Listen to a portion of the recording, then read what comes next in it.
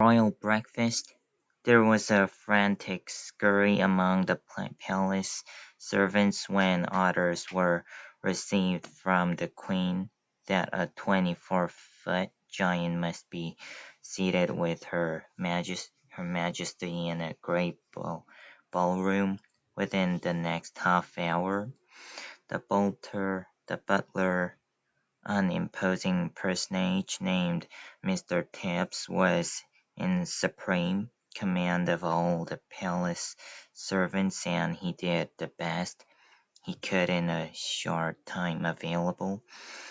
A man who does not rise to become the Queen's butler unless he is gifted with extraordinary ingenuity,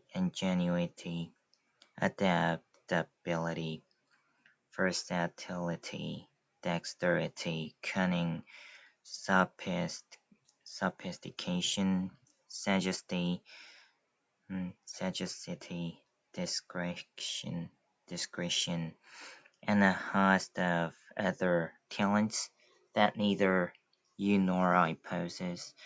Mr. Tibbs had them all. He was in a butler's pantry, sipping an early morning glass of light ale when the order reached him. In a split second he had made the following calculations in his head.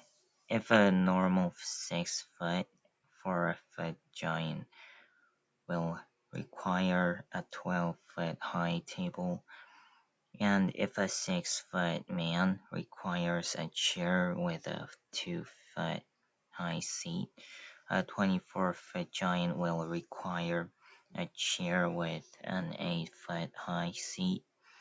Everything, Mr. Tibbs told himself, must be multiplied by 4. To breakfast, eggs must become 8. 4 rashers of bacon must become 16. 3 pieces of toast must become 12, and so on.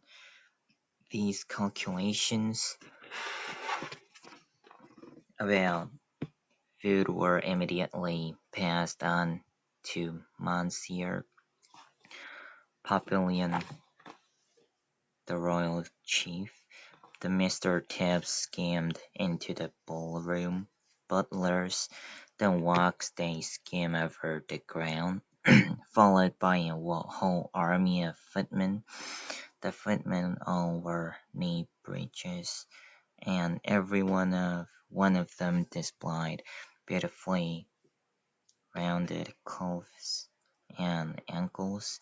There is no way you can become a royal footman unless you have a well-turned ankle. It is the first thing they look at when you are interviewed.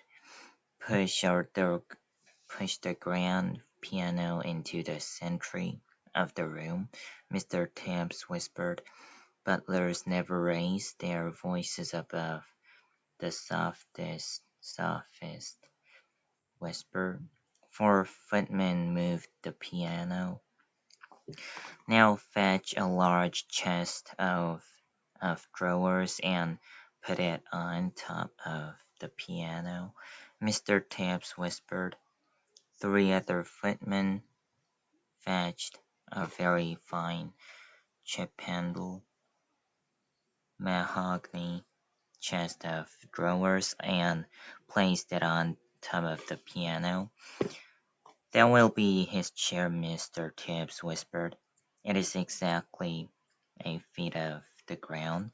Now we shall make a table upon which this gentleman may eat his breakfast in comfort. Fetch me 4 very tall grandfather clocks. There are plenty of them around the palace. Let each clock be 12 feet high. 16 footmen spread out around the palace to find the clocks. They were not easy to carry and required 4 footmen to each one. Place the four clocks in a rectangle 8 feet by 4 alongside the grand piano, Mr. Tibbs whispered. The footman did so. Now fetch me the young princess. Ping-pong table, Mr. Tibbs whispered.